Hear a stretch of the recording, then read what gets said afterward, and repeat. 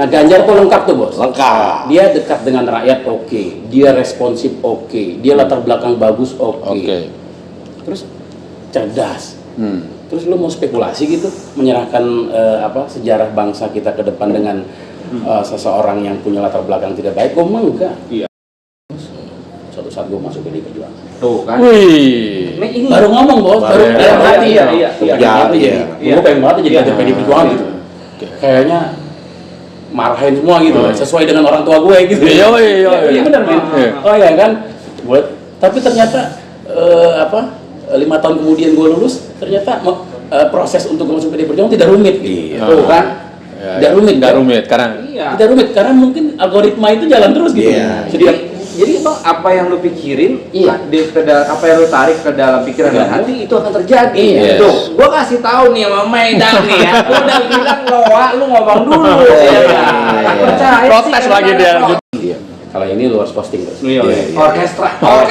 Bikin shortnya. Iya benar. Keren. Dia seperti algoritma media sosial.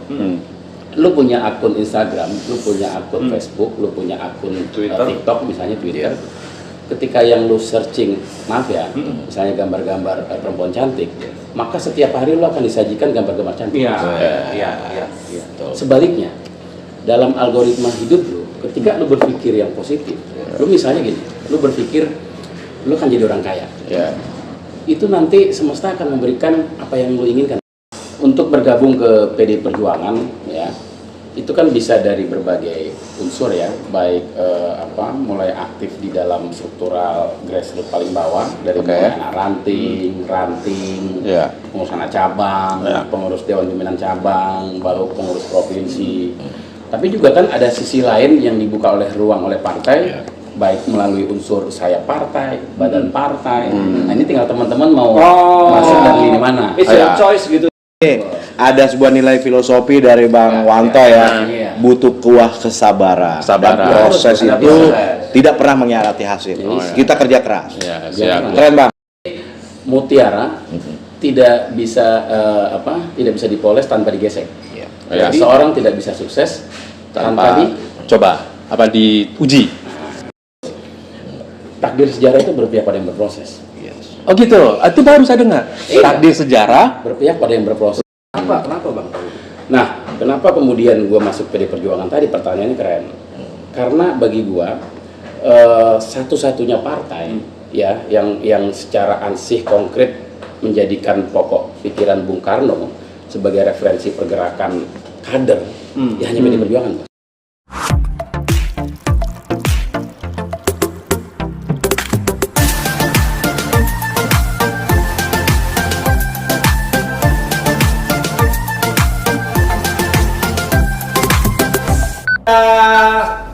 Kamera action. Jumpa lagi.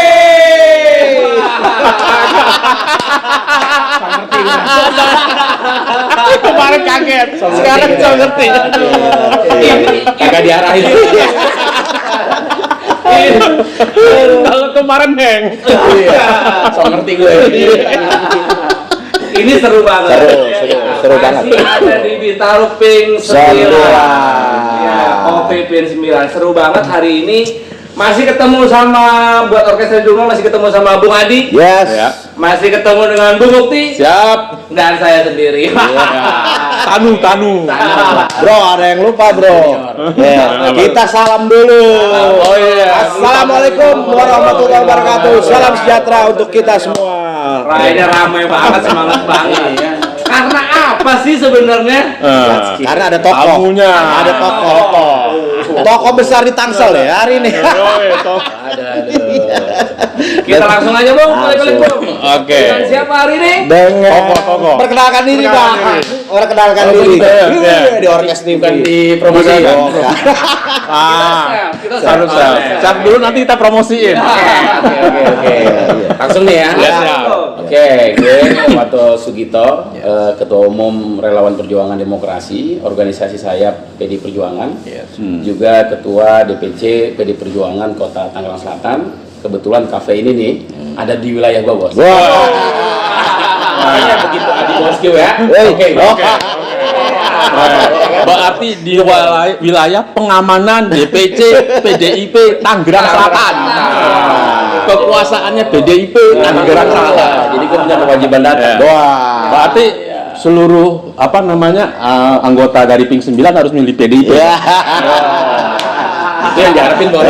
Bukan diharapkan, harus Biar bisa kolaborasi. Tuh, dengerin tuh barista-baristanya. Coblos PDIP.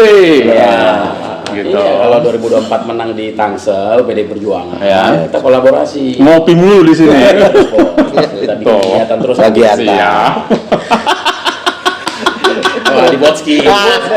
Tapi Botski harus datang terus. Sama Bowo tadi. Dia udah 3 kali suruh mendaftar KTA PDIP, tapi mestinya Bang Wanto nih yang sama kita semenit jadi. 1 menit jadi orkestra. Keren. Diurus. Oh iya. Partai anak muda itu keren. Nanti udah kita kartu kunci ya, Botski PDIP. Abangku Bingung deh. Gimana? Kebetulan kuliahnya di Ciputat. Masih IAIN dulu ya. Sekarang udah UI. Universitas Islam Religius dong berarti. Ya, nasionalis. Nasionalis. Nasrel. Bisa diceritakan nggak ininya? Yang lain aja dulu. Itu dia ngatur. Oke, lanjut. Tahan dulu. Berarti jago ya Bang Wanto bisa ngatur host ya. Itu dia makanya serunya kalau di Orkes TV itu begitu. Original ada ya. Original. Keren. Beneran original, punya gagasan, punya kreativitas, dan punya keberanian. Betul. Bukan, dia belum menjawab pertanyaan, makanya udah lama-lamain. Oh gitu. Loading dulu. Kadang-kadang gitu Bang, kan banyak sekarang kan gini, kita penonton kita namain orkestra. Nah, filosofinya apa? Filosofinya itu orkestra itu masing-masing punya nada, punya suara, punya gagasan, punya keinginan. Orkestrasi jadi. Kita orkestrasi supaya baik. Karena kalau do re mi fa sol la si do sendiri nggak jadi nada yang baik, nggak enak didengar. Betul. Gitu kan. Nah, saya hari ini mau belajar sebenarnya sama Bang Wanto ini, ya nggak sama abang kita nih. Kita juga mau belajar di sini. Abang-abangan kita hari ini. Jadi entrepreneur. Abang-abangan kita. Jadi podcaster.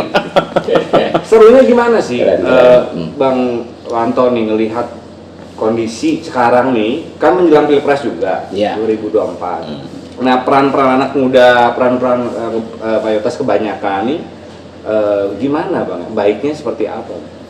Dari sudut apa nih? Pengalaman Abang. Pengalaman Abang di tadi Rapdem. Iya, relawan perjuangan demokrasi. Gini Bang, saya tambahin juga dari Mas Andi bahwa Rapdem adalah saya partai. Saya partai yang diakui oleh partai. Nah, segmen Rapdem saya lihat luar biasa. Aktivis 98 membangun organ ini ya. 98. Nah, sejarah dikaitkan dengan anak muda, Bang, yang tadi Andi bilang. Sejarah Rapdem kayak apa Bang? Sehingga PDI Perjuangan mengakui Rapdem sebagai saya partai. Itu sejak kapan Bang? Luar biasa. Keren betul. Dari narasi dan diksinya itu ya. Ini luar ado. Jadi konkret ya. Kita tambahin doang. Jadi masuk terus. Masuk Bang Andi. Jadi melanjutkan Gimana, Bang? Botski dan Bung Andi Tanu ya, bahwa gua sama kawan-kawan itu kan menjadikan PDI Perjuangan sebagai sarana politik perjuangan kita. Teman-teman aktivis 98 setelah reformasi 2004 ya, 2004 kemudian banyak teman-teman post student semua sudah lulus kuliah. Kita duduk bareng berkumpul ya, ada teman-teman yang mungkin teman-teman sudah tahu ya, seperti Bung Budiman ya, Miko, Bung Masinton, Pasar Ibu, Bung Vitor Suryadi dan rekan-rekan yang lain. Kita bersepakat nih gabung ke salah satu partai politik. Nah, tentu, tapi di dalam forum itu kita setuju masuk bergabung ke PDI Perjuangan. Terus forumnya apa? Kan begitu, tidak bisa person to person kan gitu. Jadi deklarator itu waktu itu kita hampir 52 orang ya kalau tidak salah. Kita berkumpul, kita sepakat membentuk sekoci yang namanya Relawan Perjuangan Demokrasi. Jadi ketika kita declare masuk ke PD Perjuangan dengan membuat skoci yang namanya Repdem ini, tidak serta-merta langsung Repdem dikukuhkan sebagai saya partai.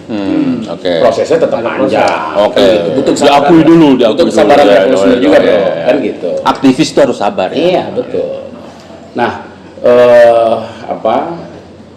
2004 kita dirikan Repdem pada tanggal 3 Desember 2004, lalu kemudian baru dikukuhkan oleh Ibu Megawati Soekarno Putri sebagai Ketua Umum Partai, itu tepatnya pada tahun 2008 ya di Lenteng Agung. Itu baru resmi sebagai saya partai. Tapi di dalam sambutannya Ibu Megawati Soekarno Putri sebagai Ketua Umum Partai, dia memberikan catatan khusus kepada seluruh aktivis Repdem yang waktu itu dikukuhkan sebagai saya partai dan kemudian diterima bergabung ke dalam PD Perjuangan, agar Repdem punya fokus juang ya. Jadi punya segmentasi juang yang memang berbeda dengan sayap lainnya. Gitu. Mengapa demikian? Karena Repdem ini kan mayoritas memang aktivis pro demokrasi yang memang anti terhadap Orde Baru ya. Di dalamnya punya pengalaman banyak tentang kerakyatan, baik dari aspek advokasi, pendampingan, baik dari mengkritik tirani Orde Baru dan sebagainya. Sehingga segmen juang organisasi diamanahkan oleh Ibu agar kita fokus melakukan penggalangan terhadap lintas profesi berbasis serikat-serikat kaum marhaen. Kan begitu ya. Jadi fokusnya ya segmentasi basis perjuangan kita yang kelas marhaen kelas marhaen lah. Nah, oleh karena itu kita menggalang komunitas rakyat yang berbasis lintas profesi, baik dari sektor buruh, sektor petani, UMKM, nelayan dan sebagainya di seluruh daerah. Kan begitu ya. Sehingga dalam proses perjalanannya PD Perjuangan mendorong agar semua sinkron dengan 3 pilar partai. Makanya PD Perjuangan itu kan punya 3 pilar partai. Pilar struktural, pilar legislatif, dan pilar eksekutif. 3 pilar ini harus sinkron. Ya, misalnya Repdem karena fokusnya adalah pendampingan terhadap kasus-kasus rakyat, maka ketika ada beberapa kasus rakyat yang diadvokasi oleh organisasi kita, oleh Repdem, maka langkah selanjutnya adalah kita melakukan advokasi non litigasi dengan koordinasi, komunikasi dengan teman-teman yang ada di legislatif. Ya, karena kita kan bagian dari struktural partai ya, bagian dari instrumen kekuatan partai. Misalnya kita mendorong kasus rakyat yang kita advokasi itu untuk sama-sama diskusi dan sinergi dengan fraksi, baik di tingkat pusat, tingkat provinsi hingga tingkat daerah, sesuai dengan wilayahnya ya. Jadi ada beberapa case yang bisa kita dorong. Pada akhirnya ketika kolaborasi dengan pilar-pilar partai ini, beberapa perjuangan kita gol. Kan gitu. Contohnya misalnya ratusan eksploitasi siswa dan siswi di sekolah pagi Indonesia di Malang ya, di Jawa Timur waktu itu kita sempat advokasi juga secara non litigasinya, kita hearing dengan teman-teman fraksi PD Perjuangan ya di DPR RI, lalu kemudian mendorong di Komisi 3 untuk monitoring perkembangan kasusnya di Jawa Timur. Pada akhirnya juga pelakunya akhirnya tersangka dan masuk penjara. Contohnya begitulah kira-kira. Banyak case yang bisa kita organisir. Nah, seru nih Bang, mau nanya nih Bang. Gue coba masuk ke pemahaman pemahaman pada saat itu tadi yang Abang cerita suasana batinannya. Kenapa Abang secara pribadi kan bilang tadi ke PDIP? Iya kan? Ke PDIP dulu nih ya, dua pertanyaan. Satu, pertama, kenapa pada saat itu memilih PDIP? Betul. Kedua, pertanyaanku, sebenarnya ini pertanyaan umum. Kita pernah bahas juga, Bung Adi. Kenapa relawan? Dan relawan tuh barang apa? Pada saat itu kita bahasnya gini, Pak. Lu jangan sampai ngomong relawan, bro, terus rokok aja nggak bisa. Nah itu gimana tuh, Pak? Oke. Gimana Bang? Menarik. Ya kalau gue ya secara personal misalnya gue gabung ke PD Perjuangan, pertama misalnya tadi gue menganggap bahwa gue ingin menjadikan PD Perjuangan sebagai alat politik perjuangan gue. Oke. Itu from dulu. Ya. Lalu kemudian di dalam prosesnya ada bonding dan sebagainya. Kenapa Bang? Nah, kenapa kemudian gue masuk PD Perjuangan tadi? Pertanyaannya keren. Karena bagi gue satu-satunya partai ya yang secara ansih konkret menjadikan pokok pikiran Bung Karno sebagai referensi pergerakan kader ya hanya PD Perjuangan. Oke. Dan PD Perjuangan punya histori panjang. Dia tidak lahir karena hanya menjelang ikut kontestasi pemilu. PD Perjuangan itu akar sejarahnya cukup panjang. Dia ada benang merah dengan PNI yang dilahirkan oleh Bung Karno pada tahun 1927. Ya, PNI dilahirkan bukan dalam rangka mengikuti pemilu pertama kali di Indonesia, karena pemilu pertamanya kan tahun 55. Bung Karno pada usianya 26 tahun, dia membangun kekuatan yang namanya Perserikatan Nasional Indonesia sebelum menjadi partai. Setahun kemudian baru dijadikan Partai Nasional Indonesia. Semangatnya apa? Semangatnya kan melawan kolonialisme, menghimpun kekuatan muda penindasan nasional, melawan eksploitasi, melawan imperialisme dan sebagainya. Lalu kemudian dijadikan partai politik untuk menggalang kekuatan-kekuatan agar mendorong kemerdekaan di Indonesia. Nah, kemudian hingga saat ini ya, jadi makanya gue katakan kenapa gue gabung ke PD Perjuangan, karena ruhnya ada. Terus pokok pikiran Soekarno itu juga menjadi materi wajib kaderisasi di internal partai. Gitu loh. Misalnya gagasan yang digali oleh Bung Karno ya pada kemudian dia sampaikan di saat sidang BPUPKI ya, Badan Penyelenggara Persiapan Umum Kemerdekaan Indonesia pada tanggal 1 Juni 1945. Itu kan gagasan yang kemudian kita jadikan hari ini sebagai ideologi sebuah bangsa. Kan gitu ya, gagasan dia kan yang dia gali, yang kemudian dia sampaikan di depan forum Founding Fathers yang dipimpin Dr. Rajiman Widyo Diningrat ya pada saat itu dia menyampaikan bahwa kalau Indonesia merdeka berdiri di atas apa? Konsep dasar negara apa kita? Kan begitu. Semua masih ragu Indonesia merdeka, tapi Soekarno sudah menawarkan kita harus merdeka dulu. Merdeka menjadi jembatan emas. Membangun kekuatan ekonomi. Jiwanya harus ada. Kan begitu ya. Nah, makanya dari mulai Pancasila, sila pertama hingga yang terakhir keadilan sosial, walaupun dulu bunyinya tidak seperti sila sekarang, tapi tidak merubah substansi lah. Nah, kemudian dari Pancasila itu ya, Bung Karno bahkan menyampaikan kepada forum BPUPKI, jika berat dengan 5 sila, aku peras menjadi 3 sila. Sosionasionalisme, sosiodemokrasi, dan ketuhanan yang berkebudayaan. Jika berat juga dengan 3 sila, kata Soekarno, saya peras menjadi Ekasila, 1 sila. Ya. Ini filosofi ya, filosofis dari dia gali Pancasila pada tanggal 1 Juni 45. Apa itu? Ketika diperas Pancasila menjadi Ekasila, gotong royong. Nah, jadi negara ini nggak bisa berdiri tanpa gotong royong. Nyambung kan? Karena gini Bang, itu yang bikin gue masuk PD Perjuangan. Gotong royong. Makanya sering gue mau bilang kalau gue nasionalis Soekarnois. Catat Bu Mega. Ini serunya gini, ini berarti nyambung tuh sama Orkes TV ini gini Bang. Orkes TV ini salah satunya kan obrolan keren setia kawan, singkatan kita. Betul. Obrolan keren setia kawan. Di dalamnya itu kita pernah bahas tentang gotong royong. Betul. Yang melahirkan itu gotong royong. Kenapa? Gotong royong ini kita nggak mau pudar, nggak mau hilang. Nilai-nilai makanya kita walaupun kecil kita berbuat. Betul. Gitu. Nah, tadi balik lagi ke pertanyaan, berarti stepnya dari mulai, berarti stepnya secara kebaliknya ada kekaguman dulu ya? Iya dong, kan begini bos, lo ingin mendalami gagasan orang, lo harus mencintai biografinya dulu. Lo harus tahu latar belakang dulu. Sama halnya misalnya lo ingin memilih leader di dalam suatu organisasi atau di dalam organisasi besar seperti sebuah negara, lo harus sebelum lo mencintai gagasan dan sebagainya, lo harus tahu dulu latar belakangnya. Iya. Lo gak bisa menghindar dari itu. Ya. Gua masuk PD Perjuangan yang diperjuangkan oleh partai apa, kemudian ideolog sebagai guru bangsa yang dijadikan referensi pergerakannya siapa, gue harus tahu dulu. Nah, Soekarno ini menarik kan begitu. Selain konsepsi kebangsaan dia luar biasa, nilai-nilai yang dia bangun juga hingga hari ini masih bisa kita akui.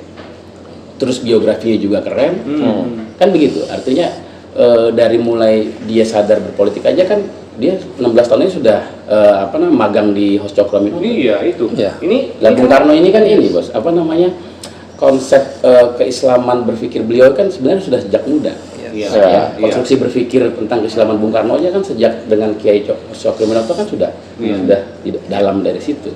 Kan begitu. Ini perlu buat orkestra di rumah tahu gitu loh. Betul. Tahu dalam arti kita gini, kita kan memberikan informasi, tuntunan juga gitu kan, supaya dia tahu kerangka berpikir kan. Betul. Kenapa sih kalau gue harus milih ini tuh stepnya apa? Gitu. Ya. Nggak langsung berapa Bukan karena ngikut orang. Itu. Jadi intinya Bang Wanto itu masuk ke PDIP juga bukan karena ngikut orang, pelajari dulu. Bisa. Ya. Jadi waktu gua kuliah itu kemudian gua ikut dalam lingkaran gerakan mahasiswa. Pertama kan gua tidak tidak nerima dengan sistem Orde Baru ya, yang dikooptasi oleh lingkaran sehingga membuat negara ini stuck ya. Kebetulan juga waktu gue juga dibesarkan oleh orang tua yang secara ekonomi gak beruntung ya, baik dari hal pendidikan, baik dari ekonomi ya, kemudian itu kan menjadi spirit bahwa ada satu sistem yang kemudian membuat orang tua kita kurang beruntung ya. Sehingga ketika gue masuk di dalam gerakan mahasiswa reformasi ini membuka banyak mimpi orang untuk bisa lebih berkembang lebih jauh. Contoh misalnya mimpi-mimpi untuk menjadi presiden tidak lagi harus dari yang tanda petik darah biru. Siap. Tukang mebel bisa jadi presiden. Kan begitu. Betul. Dan itu bukan dongeng, bukan cerita. Sudah kejadian, Bos. Makanya setelah reformasi kita bisa mendorong pemimpin untuk tidak langsung ujuk-ujuk ikut arus publik agar presidennya nanti ini. Tapi latar belakangnya akhirnya kita harus ketahui dulu. Gagasannya keren tapi latar belakangnya penuh dengan darah, repot bos. Siap. Ya. Catat. Iya dong. Nah, gue kan tertarik dengan PD Perjuangan selain Bung Karno sebagai sosok guru kita, Ketua Umum PD Perjuangan juga kan bagian dari terahnya Bung Karno. Dan gue lihat Ibu Megawati sebagai Ketua Umum partai itu dia punya smart leader ya, kemudian punya strong leadernya juga kan? Kita hari ini udah nyebut berapa nama nih? Bu Mega. Bu Mega. Kapan podcast?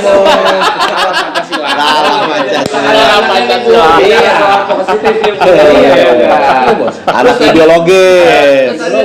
Hos Cokro Aminoto udah meninggal. Ada nama juga Budiman. Panggil lagi Bang Budiman. Tapi sayang dia udah geser. Dia nggak aduh sedikit orang ketiga abang ngomong gitu.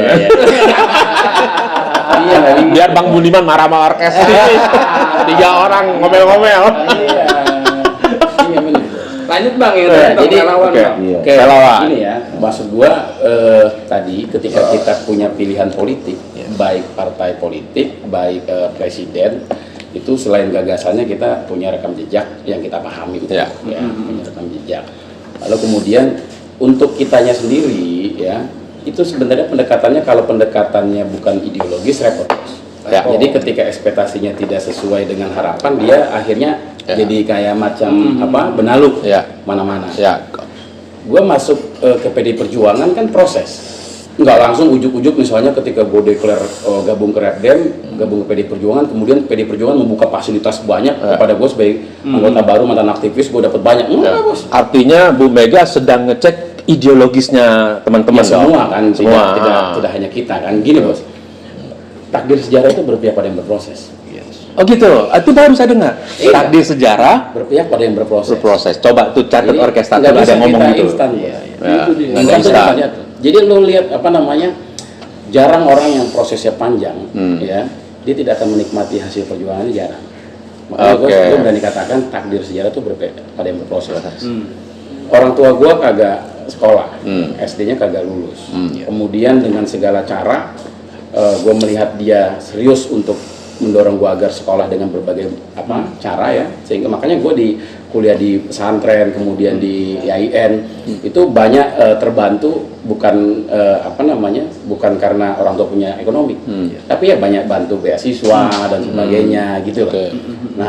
Nah maksud gue itu kan bagian dari proses yang kita lakukan. Kemudian gabung ke PD Perjuangan ya, kita juga bukan siapa-siapa, bukan darah biru, bukan bukan lahir dari rahim yang memang sudah oke, kan begitu ya.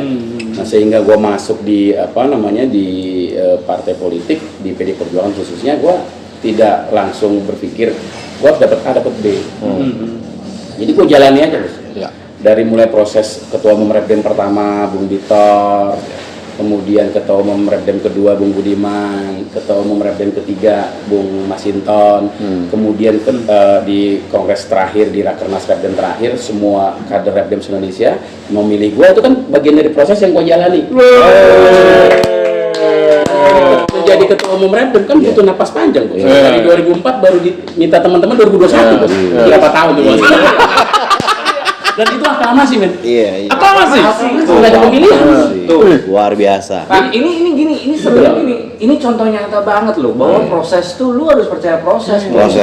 Proses tidak akan mengkhianati hasil, Bang. Mengkhianati hasil.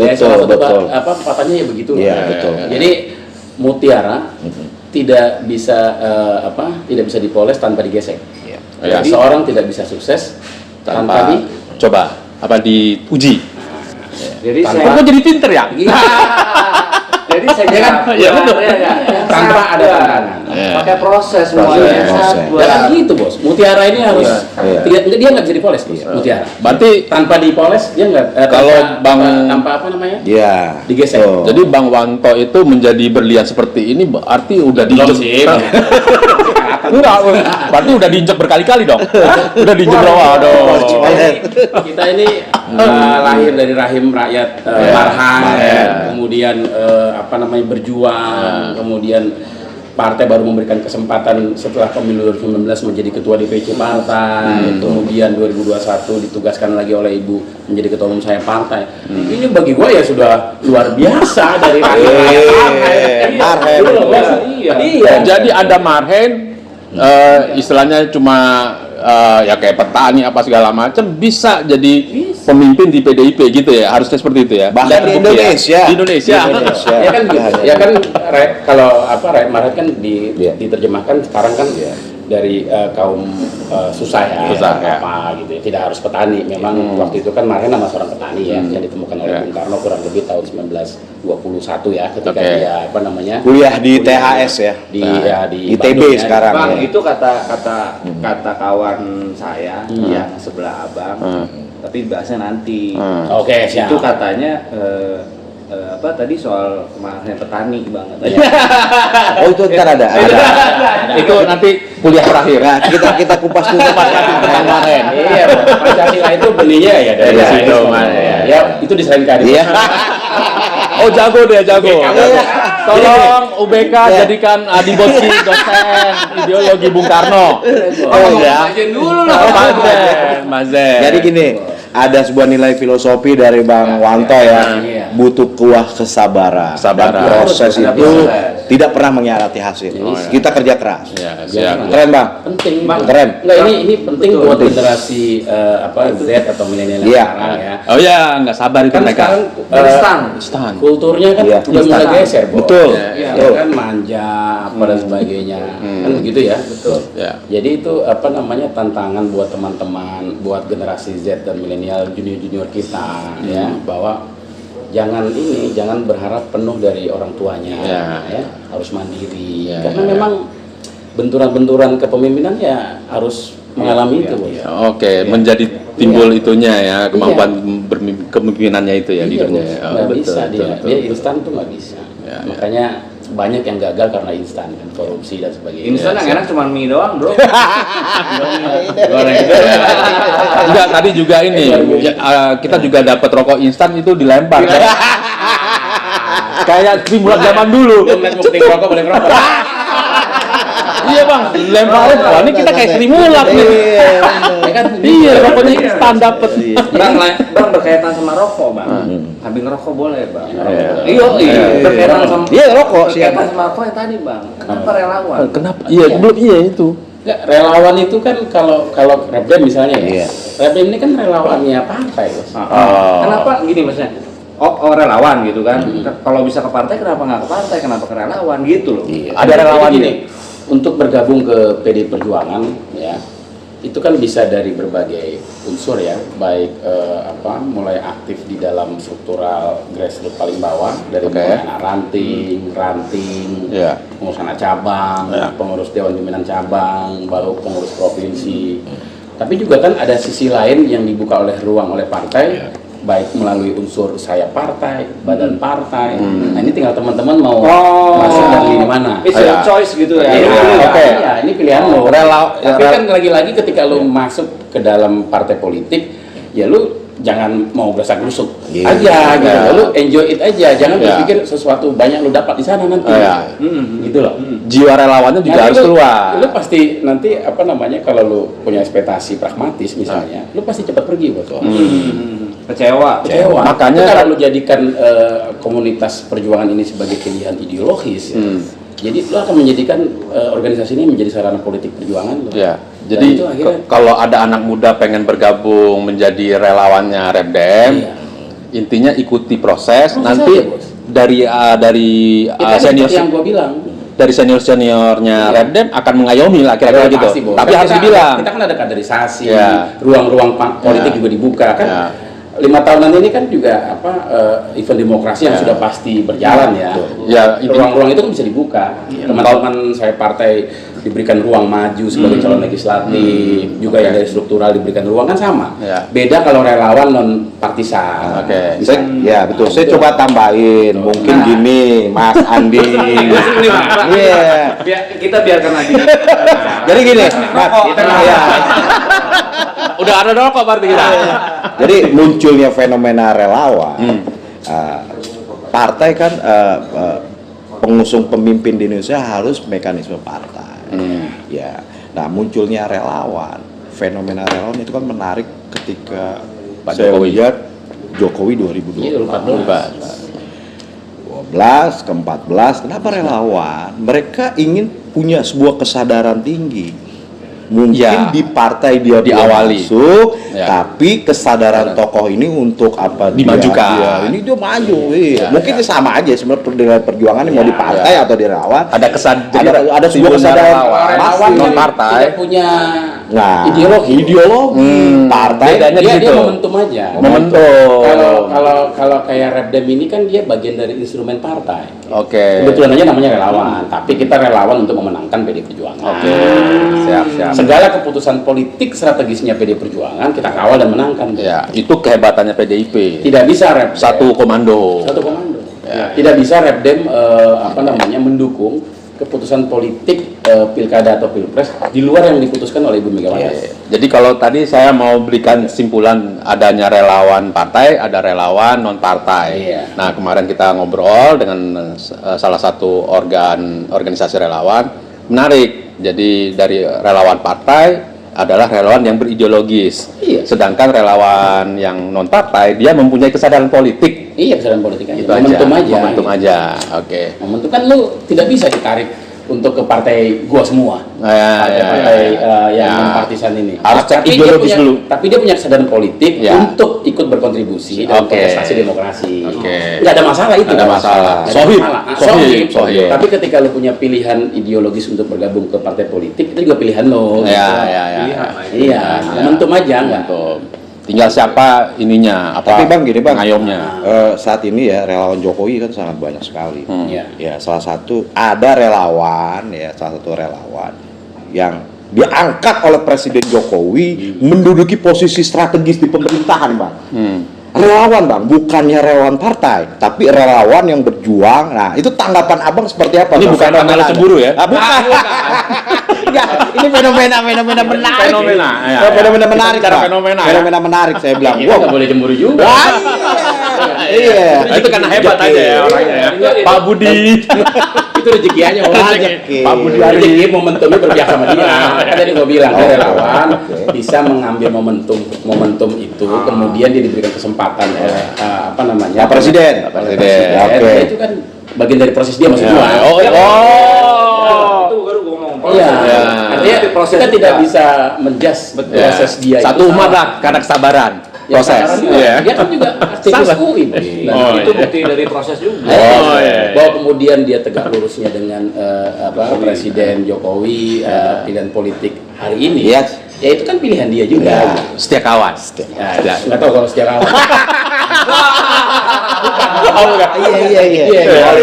Kemudian Jokowi mau mengapresiasi dia dengan memberikan kesempatan.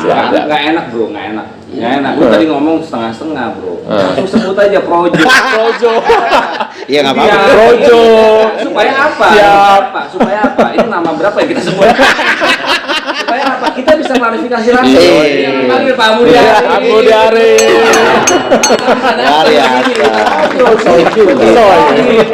Kan dia pernah di PD Perjuangan juga. Oke. Kan sama gini bang, sesuai sama orkes bang. Politik secukupnya, setia kawan selamanya. Tagline Rapdem itu sebelum memekikan Merdeka, itu selalu diawali setiap kegiatan itu dengan kalimat setia kawanan dalam perjuangan. Bang Tanu data. Iya. Tadi kita setia kawanan dalam perjuangan Merdeka. Ya, tagline-nya Rapdem. Ya, salah satunya selain di Tangsel, karena ada tagline menarik. Oke. Lu lihat di Google aja. Iya. Rapdem. Tagline-nya setia kawanan perjuangan. Setia kawan dan perjuangan. Setia kawanan dalam Merdeka. Tagline itu luar biasa. Dalam perjuangan Merdeka. Jadi kita setia kawannya tidak hanya ketika di luar kekuasaan, ketika di dalam kekuasaan kita tetap setia kawan. Kan gini bang, kita Jadi perjuangan begitu 3 pilar. Kita Orkes TV nih bang, kita Orkes TV baru kan, original. Kita udah dapat PR banyak soalnya bang. Salah satunya berkaitan sama tadi kita dapat PR dari Raja juga kan, bahwa nih Orkes TV harus menampilkan gotong royong ini setia kawanan. Iya nggak? Dan ketemu lagi nih setia kawanan. Sama gotong royong Setia kawanan dalam perjuangan. Itu yang bikin Rapdem bertahan hingga hari ini. Dia lahir 2004, sekarang sudah 2023. Berarti sudah 19 tahun. Usia 19 lagi. Kembang-kembangnya. Segala dinamika bang ya. Roda organisasi, kemudian kita menghimpun seluruh komponen aktivis lintas generasi ya. Hari ini sudah ada lintas aktivis generasi angkatan 2010, 2015, 2020. Kan regenerasi kan suatu keniscayaan. Dan nggak mungkin kita harus. Ini kan kita ada waktunya. Nah kita harus melahirkan generasi-generasi yang ini kan yang siap dengan kepemimpinan dan sebagainya gitu. Dan gue selalu bilang sama teman-teman baik di Rapdem ini kan anggotanya semua provinsi kan. Karena semua DPC partai, DPD partai dia selalu ada sayap partainya. Dalam perjuangan demokrasi ini. Dan semua diberikan panggung politik ketika kontestasi pemilu berjalan. Ya. Dan teman-teman Rapdem di Indonesia hampir ratusan yang maju sebagai calon legislatif. Baik tingkat 2, tingkat provinsi, termasuk RI. Ya, termasuk RI. Kebetulan gue nggak ngambil RI. Ya, gue mau ngasih pemahaman untuk mengabdi tidak hanya di DPR RI, bos. Di Tangsel juga boleh kan? Nah, gue selalu sampaikan sama mereka, yang kita kejar itu bukan event demokrasi tahunan, 5 tahunan. Yang kita kejar itu bukan seremoni demokrasinya. Yang kita mau kejar itu nilainya. Nilai setelah kekuasaan itu bisa lo ambil. Betul. Pemilu menghasilkan legislator, menghasilkan eksekutif dan sebagainya. Tapi kalau tidak memahami nilai secara utuh untuk menyambungkan aspirasi rakyat, buat apaan? Bang, aku awam nih bang. Berarti kalau yang di Rapdem, relawan sendiri bisa nyalon juga bang? Iya dong. Kan gue bilang, Rapdem ini kan sayap partai. Bisa ya berarti ya? Bisa dong. Lu masuk Rapdem 2029 gue majuin caleg.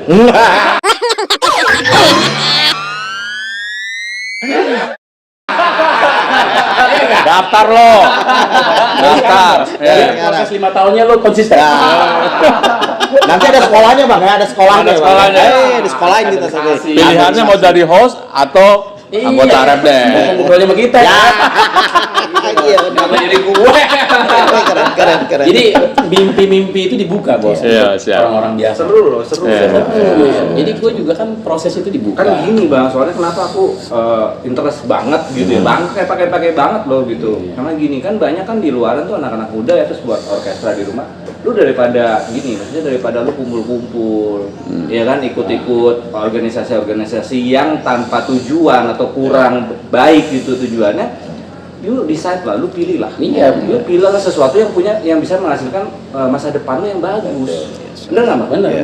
Iya nggak? Karena kan gini kemarin dapat juga Bang, ketika kita pernah ngobrolin soal narkoba. Yes. Ya kan di situ kita bilang bahwa bro, kita nggak bisa bilang kita hidup sendiri. Gua pakai narkoba sendiri, gua nggak bisa. Kita hidup bermasyarakat, ya kan? Lo efek jeleknya. Bersosial. Iya. Iya. Betul. Iya nggak? Paling nggak yang kena itu kan pertama keluarga terdekat lu. Kalau efek jelek. Efek jelek, efek baiknya ini juga begitu kan. Iya. Paling nggak lu harus decide gitu loh yang baik. Jadi Gini loh, Bos, apa namanya? Dalam perjalanan hidup itu kita tidak jauh seperti algoritma medsos. Benar, ini benar, ini catatan buat teman-teman, buat yang nonton ya. Iya. Kalau ini lu harus posting, Bos. Iya. Orkestra. bikin shortnya. Iya benar. Ya, keren. Ini seperti algoritma media sosial. Lu punya akun Instagram, lu punya akun Facebook, lu punya akun Twitter. TikTok, misalnya Twitter. Ketika yang lu searching, maaf ya, misalnya gambar-gambar perempuan cantik, maka setiap hari lu akan disajikan gambar-gambar cantik. Iya. Sebaliknya, dalam algoritma hidup lu, ketika lu berpikir yang positif, lu misalnya gini, lu berpikir lu kan jadi orang kaya. Itu nanti semesta akan memberikan apa yang lu inginkan. Ya itu mah udah diomongin sama Mbak Mei kemarin. Iya, Gua nggak tahu, gua nggak ada diskusi. Betul. Mau mengatakan sama generasi Z, generasi milenial, sampai termasuk yang udah X, siapapun. Jadi hidup kita ini tergantung dari apa yang kita searching, cari, apa yang kita pikirkan, apa yang kita searching. Jadi makanya gua dari tahun 98, 99 lah, euforia reformasi setelah pemilu 99 PDI Perjuangan menang ya. Gue waktu itu, waktu kemenangan PD Perjuangan tahun 99, gue bukan siapa-siapa, gue masih student lah, demonstran dan sebagainya. Tapi gue mau lihat euforia masa merah laut.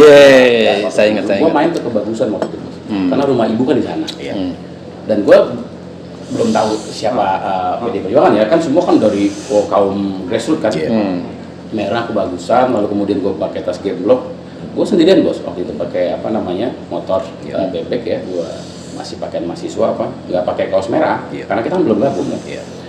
Gue lihat lautan merah tuh di Kebagusan, ya mengantarkan ibu ya. Wah luar biasa pokoknya. Terus gue kayak tersentuh gitu. Selain waktu di pesantren juga gue suka dengan Bung Karno ya. Kemudian ketika gue masuk kuliah, gue mau memperkuat keyakinan gue nih bahwa partai politik PD Perjuangan ini benar-benar Soekarnois gitu. Jadi ketika lautan merah itu gue langsung berpikir waktu itu, suatu saat gue masuk PD Perjuangan. Tuh kan. Ini baru ngomong, Bos, baru dalam hati ya.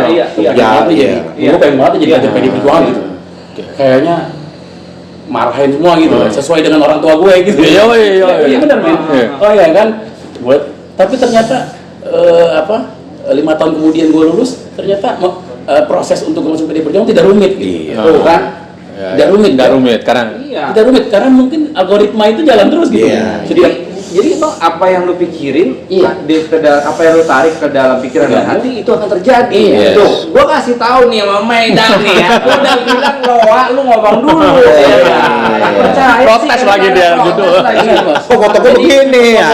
Makanya lu banyak orang yang sukses di bidang hidupnya masing-masing karena algoritmanya di sana. Itu misalnya lu sukses di entrepreneurship ya, mungkin algoritma berpikir lu itu ya seputar itu, seputar bagaimana menjadi pebisnis, ya seputar menjadi politisi dan sebagainya. Kalau lu ragu algoritma berpikir lu, ya lu nggak jelas nanti. Rancu. Makanya kalau lu searching medsos lu yang positif ya, misalnya dakwah atau perkembangan partai politik ya, tiap hari lu juga akan disajikan itu tuh. Sama seperti cara berpikir lu. Betul. Betul sekali. Betul. Jadi semua tuh tergantung daya pikir kita, karena semesta itu ikut campur, Bos. Dalam kepemimpinan sesuatu aja, alam semesta ikut campur, Bos. Itu tadi dia bilang kan, abang bilang kan dari itu 5 tahun. Ya, 5 tahun terus akhirnya nyampe ke situ. Tuh. Kemarin ada yang bilang setahun. Ya ada yang iya, enggak, maksudnya ini adalah sebuah ini serius nih. Ini buat orkestra di rumah. Dicerna deh tontonan ini, tayangan ini dicerna deh. Informasi ini dicerna deh. Karena ini adalah bukti nyata, kita bukan cuma teori. Ini ada saksi hidupnya, dalam perjalanannya. Iya, betul. Kalau di maaf ya, kalau misalnya di Muslim ya kayak kita misalnya, kita itu punya golden time itu 30 menit sebelum sholat subuh. Ya, Golden time. Jadi Banget tuh ya. Iya, Bos. Kan gua 6 tahun Bos di Jawa Timur. Gua ketua PD Perjuangan. Santri, Bos. Santri. Itu yang keren. Nasionalisme religius. Ya, keren. Iya kan? Keren banget. Jadi kalau di dalam konteks Islam itu ada golden time yang lu harus ambil. Kalau lu bangun jam 4 pagi, lu mau apa lu segera luncurkan permintaan lu, Bos. Algoritmanya harus kirim. Wah, itu algoritma pagi hari itu, Bos, muter cepet, Bos. Oke. Jangan-jangan Bang Wanto pejuang subuh. Wah. Kalau itu Iya. Kalau itu udah tua, Bos. Jadi dibangunin terus. Oh iya. Keren. Bukan di di Uin, Bos, ada uin. Gua dilarang tuh bikin pertanyaan tuh, katanya gua melulu. Ini yang terakhir aja deh. Gitu. Gitu ya. Oke. Yang lain siapa, Bro? Gua lah Ada yang belakang. Jadi gitu ya, keren ya. Oke. Jadi gini, kita bicara algoritma. Berarti kita menurut Bung Wanto, Pak Ganjar itu algoritma menjadi presidennya bisa dilihat dari mana? Begini, Bos. Ganjar bukan begini. Kalau soal Ganjar, kita ini harus mengantisipasi Indonesia Maju 2045 itu. Kan kalangan internasional sudah prediksi, Bos. Termasuk International Monetary Fund ya, IMF ya. Dia sudah prediksi 2045 ini Indonesia menjadi salah satu negara terbesar ekonomi keempat, Bos. Plus bonus demografinya ya. Setelah Tambah Tiongkok, itu ya. India dan Amerika. Kan begitu. Lalu kemudian diprediksi juga bonus demografi yang dikatakan oleh Anu itu tembus 300 juta orang, Bos. 300 juta orang, kemudian kelas menengahnya sudah 82%. Ini prediksi middle class. Nasional, Bos. Ini bukan subjektivitas nasional kita, tetapi lembaga seperti IMF sudah prediksi begitu. Bahkan risetnya Morgan itu lembaga konsultan keuangan internasional. Morgan Stanley, lembaga Morgan Stanley. 2025 aja dia sudah riset kemungkinan potensi konsumsi masyarakat Indonesia berbasis internet ekonomi itu kita 42% se-Asia Tenggara, Bos. Konsumsi belanja internet ya. Pangsanya 42%. Iya, bukan yang 42% tuh kita yang menguasai transaksi ya. Se-Asia Tenggara paling besar kita. Dari 10 ya, 10 ke 11 bisnis internet, putaran uang ya. Bisnis ratusan miliar US dollar, Bos. Bisnis gaib katanya, Bang. Artinya lu kan udah beli banyak. Iya. Kalau mati jadul. Nah, tantangan Indonesia Maju ini kan tidak bisa diserahkan oleh orang yang mohon maaf ya, tidak energi, punya latar belakang yang tidak baik dan sebagainya. Ya makanya bagi gua ya kepemimpinan nasional dilanjutkan orang yang tadi menjadi pemimpin, menjadi presiden tadi seperti yang gue sampaikan, harus punya smart leadership, smart execution, strong leadership, itu perlu, Bos.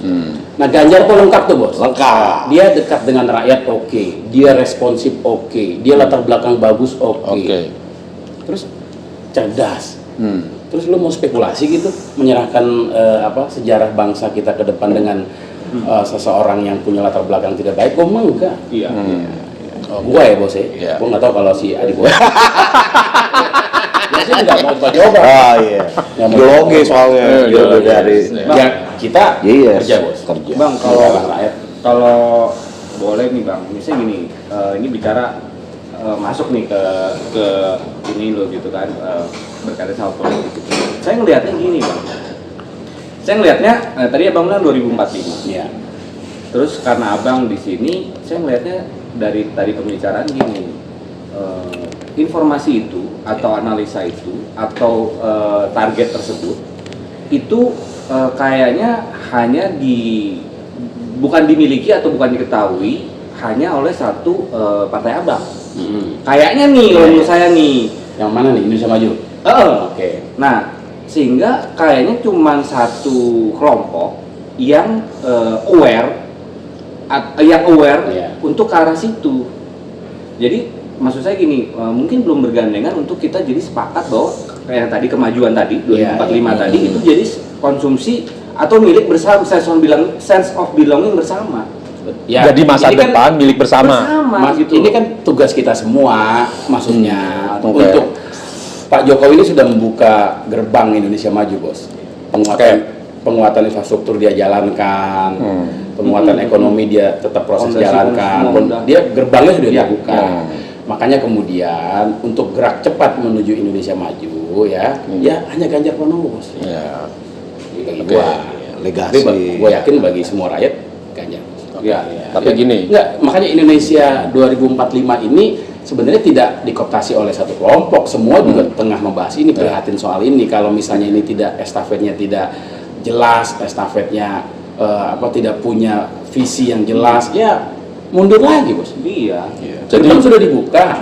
Lu bayangin mundur lagi. Begini loh ya. 10 tahun kader PD Perjuangan menjadi kepala negara, itu banyak yang berubah, Bos. Gerbangnya sudah dibuka semua. Siapa yang tidak appreciate atas infrastruktur yang sudah dilakukan oleh Pak Jokowi? Jokowi siapa? Kader PD Perjuangan, Bos. Iya kan? Jadi wali kota Solo dari PD Perjuangan. Jadi gubernur DKI dari PD Perjuangan. Jadi presiden 2 kali yang ngusung PD Perjuangan. Makanya jangan sosok nempel kayak Prangko, Bos. Siapa tuh? Gini loh, Bos. Iya kan gitu. Minum dulu. Iya kan? Jangan nempel kayak Prangko untuk mendongkrak elektabilitas. Kemarin dibahas Bang sama itu Bang, mungkin strategi. Ya, makanya masing-masing mungkin punya strategi ya. Kebetulan kan memang satu kabinet aja. Mungkin lagi ngambek, Bang. Tapi kita pastikan. Gua sebagai kader PD Perjuangan gua yakin lah. Jokowi itu Ganjar, Bos. Kenapa? Karena dia sudah menugaskan tim 7-nya ke Pak Ganjar kok. Tim 7. Tim 7. 7, Bos. Tim khususnya dia. Oke. Pak Ganjar. Jadi gini, nggak perlu gua sebut namanya. Jadi gini. Jadi gini. Bahwa 100% yang pasti melanjutkan cita-citanya Pak Jokowi itu Ganjar. Yang lainnya mungkin kita bisa pertanyakan kira-kira gitu kan? Kita tidak mau spekulasi sejarah. Oke. Karena kan satu stamina juga penting, Bos. Stamina umur. Nggak bisa. Iya. Ya, kalau umurnya nggak gercep kan repot juga, Bos. Tadi gue juga mau ngomong kan Bos. Pak Jokowi yang pasti Pak Jokowi harus yakin yang 100% melanjutkan cita-cita Pak Jokowi itu Pak Ganjar. Gitu. Jadi gua tetap ini kayaknya kalau ketika lu ngomong kayak gitu kayaknya masih terlalu gamang, Bro. Terlalu gamang. Baiknya sebenarnya harusnya kalau mau letter luck 100% kita yakin, kita jangan nebak. Pak Jokowi harus apa?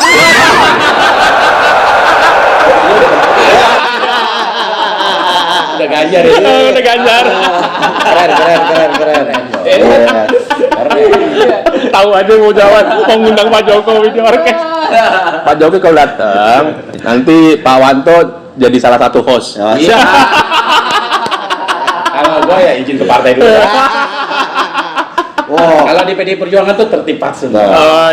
Itu kehebatan organisasi PDIP. Iya. Makanya teman-teman aktivis 98 bilang, si ketua saya partai kok mau di tingkat 2, gue bilang. Pengabdian kan dimanapun, gue.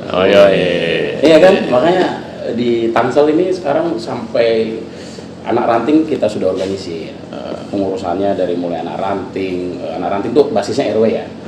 Jadi ada 735 RW, hampir 70% kita punya struktur. Artinya dari 35 ya di atas 50%-nya berarti kurang lebih hampir 400-an RW kita punya struktural ya. Lalu kemudian 54 kelurahan kita punya. Kemudian DPC, Badan dan Sayap, komunitas Juang.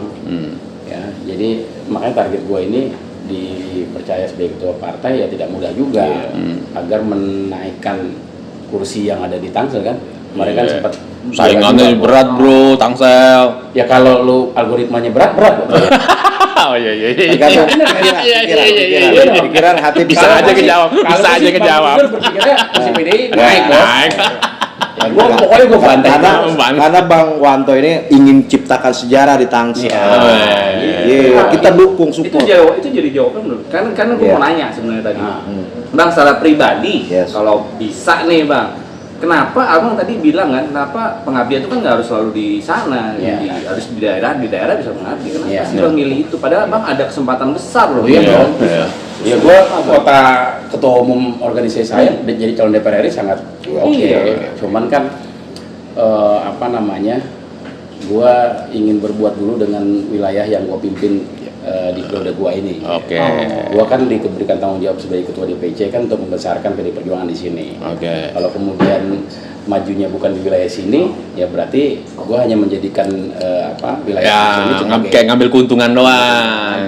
Cuman mentang-mentang tinggal di Tangsel ya. Jadi rumahnya dulu dibesarin. Iya, rumah dibesarin dulu. Kalau gue fokusnya di nasional, nanti nggak linear dengan suara PD 32. Kelemahan PD Perjuangan di Tangsel itu begini, yang gue pelajari ya. Jadi DPR RI-nya menang terus, Tangsel, presidennya menang terus, tingkat provinsinya kita menang terus, tapi Tangselnya kalah terus.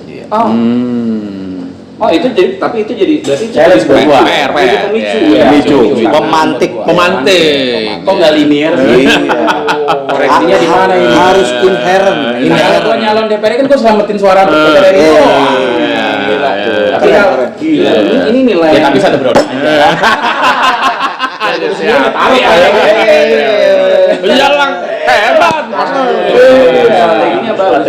Dan ini contoh nilai pemimpin yang proses. Takdir sejarah dan proses. Siap. Wow. Pemimpin tidak berjarak dengan rakyat. Abang ini sosok kayak gini. Aduh, keren. Iya, kita dari Rahim Trotoar. Dari Rahim Marhen. Pinggir jalan nih biasa nongkrong berdua ya. Nomor telepon berapa? Deskripsi ntar. Nomor 1 ya doain aja. Kita doain Bang. PD Perjuangan menang, kemudian eksekutifnya di November 2024 kita bisa menang juga kan, banyak yang bisa sinergi. Kan di sini wilayah Tangsel juga.